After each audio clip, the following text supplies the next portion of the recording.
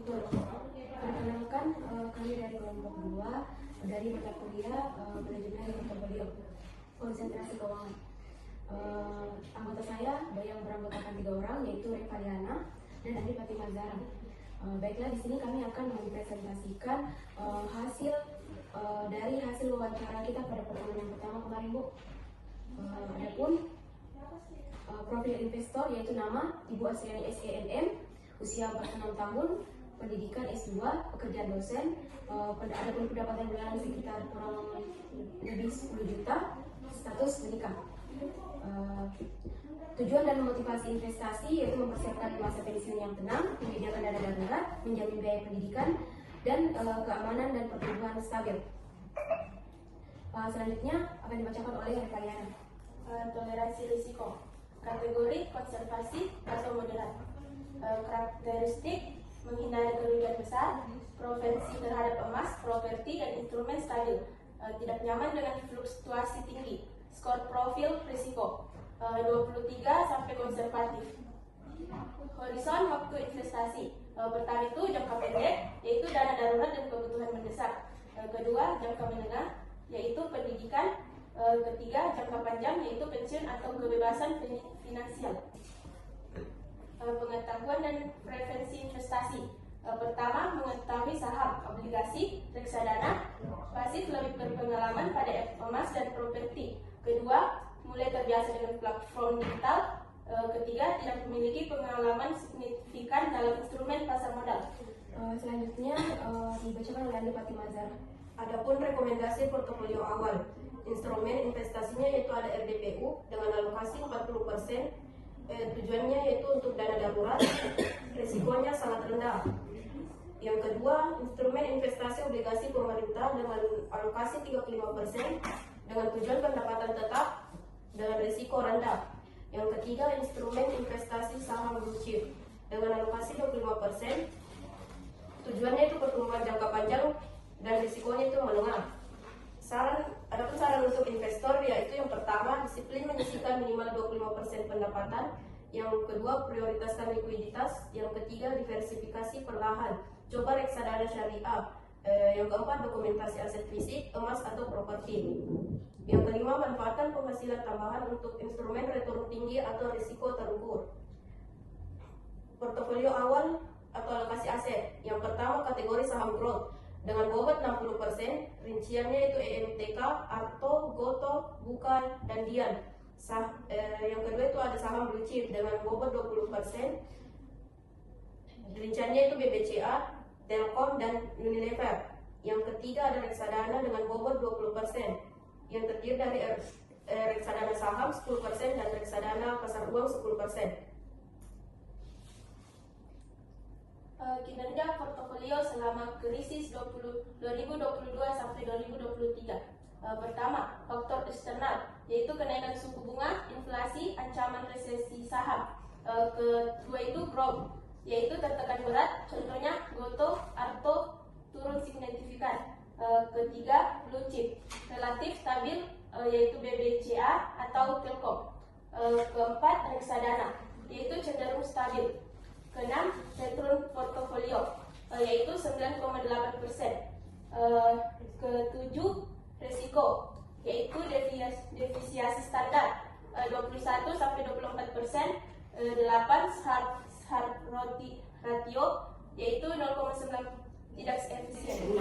Itu kalau model saya itu, mamanya tadi saya sudah kasih gambaran. Saya berinvestasi itu, saya punya penghasilan mamanya 10 juta kan, 10 juta. Kalau saya itu pakai model 50-30-20. 50-30-20. Apa itu 50-30-20? 50 itu adalah saya memakai peruntukan untuk kebutuhan saya. Kebutuhan bulanan saya. Setiap apa kebutuhan saya itu yang saya pakai. Mulai dari makan, bayar listrik, bayar air. Itu masuk kebutuhan itu. Itu tidak bisa tidak bisa tidak ada. Jadi wajib ada. Jadi saya alokasikan itu 50% dari situ. Nah, kalau umpamanya 10 juta berarti alokasinya berapa? 5 juta. Nah sekarang yang 30%, ada tadi 30 kan saya pakai model 50, 30, 20. Kemudian yang 30% nya apa? 30% itu saya pakai untuk keinginan saya, bukan kebutuhan. Nah, tapi kadang saya balik, keinginan ini bukan saya tidak pakai, yang 30% ini saya tidak pakai keinginan, tapi saya ganti menjadi investasi. Nah, itu modelnya. Jadi ini kadang saya tukar, tergantung dari tergantung dari keadaan saya. Yang jelas pola 50-30 itu tetap saya terapkan. 50 untuk kebutuhan, kemudian 30 itu untuk keinginan, 20 itu untuk investasi. Yang mana masuk saja nih? Yang mana masuk di kategori keinginan? Oh, kita. Apa-apa itu yang masuk di kategori keinginan. Kan tadi kebutuhan itu kebutuhan makanku, transportasiku, bayar listrik, bayar air, bayar laundry, pokoknya itu semua kebutuhan yang tidak bisa tidak. Jadi makanya saya sisihkan dia 50% di situ. Kemudian kita masuk ke keinginan. Karena kan kita seperti kita ini tidak mungkin juga tidak punya keinginan mau selalu bersosialisasi sama orang. Makanya kita selipkan itu 30%. Apa itu? Pembelian baju. Umpamanya kalau kita mau beli baju yang keren, umpamanya kan, kalau kita mau pergi rekreasi,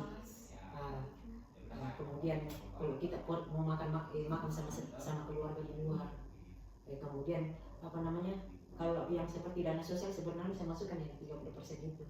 Nah ini kan kita seperti ini menghadiri undangan-undangan itu tuh saya ambil dari situ. Nah, kemudian yang 20% itulah yang saya investasikan dari penghasilan. Walaupun dalam keadaan apapun 20% itu harus diinvestasi. Kalau kita mau atur ya. Nah, ini kalau tidak ada kredit. Tidak ada kredit. Itu kredit masuk dalam kategori apa? Dia masuk kebutuhan kah, masuk di investasi kah, atau masuk di keinginan? Keinginan. Oh, salah. Kredit itu wajib dibayar setiap bulan, jadi dia masuk di kebutuhan. Ada masuk ke, saya kira tadi kita bilang itu kredit dan pribadinya harusnya mau diwajibkan enggak, tapi ini jadi kita bilang, saya bilang pribadi keinginan karena tidak semua orang sekarang ya. Jadi itu kalau umpamanya penghasilan saya 10 juta ya, itu kalau saya tidak punya kredit, saya tidak punya utang di bank, saya pakai 50, 30, 20. Itu kalau saya tidak punya kredit. Tapi iya, kalau saya tidak punya kredit.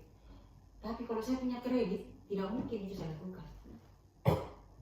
Umpamanya saya mau jalankan 50 untuk kebutuhan saya. Umpamanya kredit saya 3 juta, berarti tinggal 2 juta kebutuhan saya yang harus saya lakukan. Tidak mungkin tuh.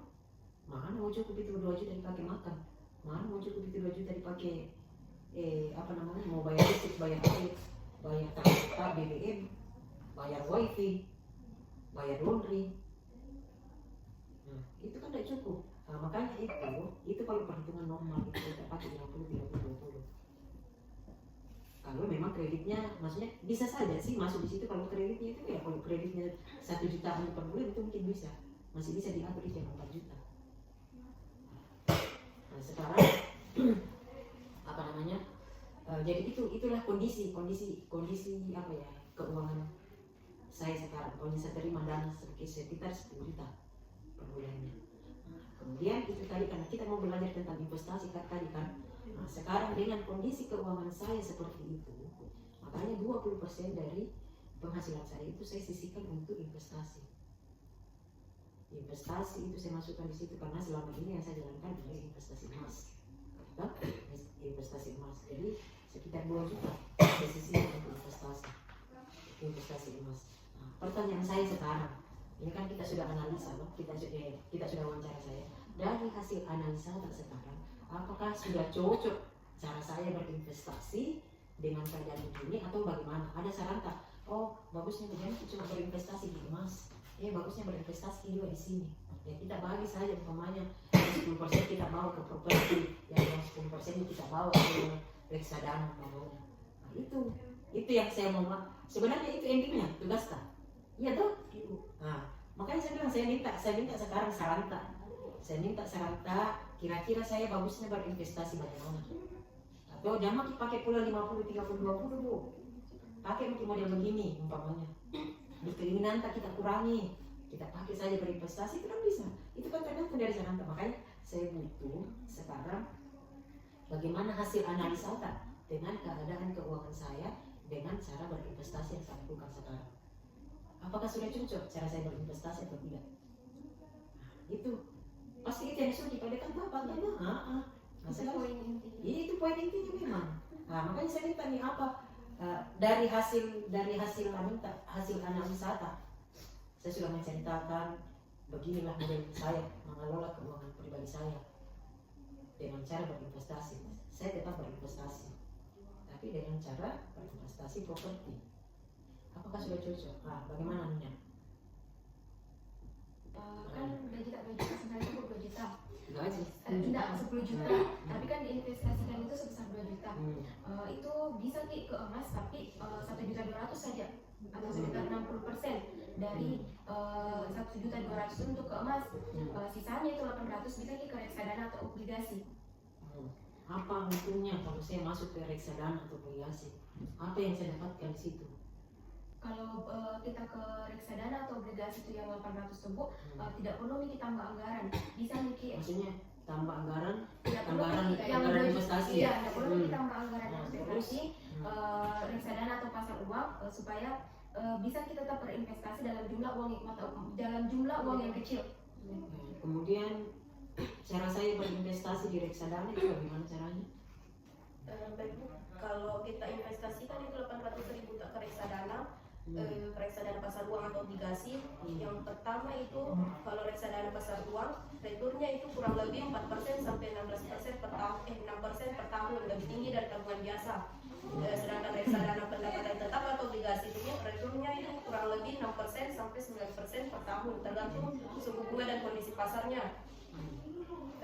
Contohnya jika investasi kita 800.000 per bulan di reksadana pasar uang dengan return 5% per tahun, dalam 3 tahun itu bisa terkumpul sekitar 30 jutaan tergantung fluktuasi dan gaya admin.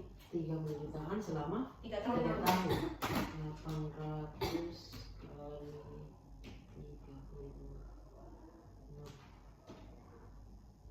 30 jutaan. Iya. Bagus.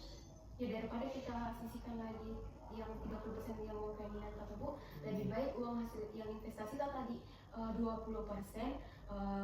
60%-nya itu 60%-nya ke emas, 40%-nya itu ke reksadana. Gitu. Kemudian apa? Ini kan saya sebenarnya mau menghindari risiko. Saya mau menghindari risiko. Kemudian begitu menurut saya tidak mau terima risiko yang besar yang tinggi. Nah, sekarang kira-kira kalau saya investasikan saya punya dana sekitar 40% dari dana investasi saya yang sebesar kurang lebih 800.000 itu per bulan. Kira-kira apa risikonya yang saya terima? Tidak terlalu fluktuatif. Terus nilainya itu relatif stabil dan cocok untuk jangka pendek ke menengah. Jadi tadi kalau saya investasikan untuk 800.000 per bulan, saya investasikan 800.000 per bulan, itu dapatnya kurang lebih 30 jutaan per 3 tahun. Tapi tergantung suku bunga. Iya, suku bunga. Hasilnya juga satu. Begitu.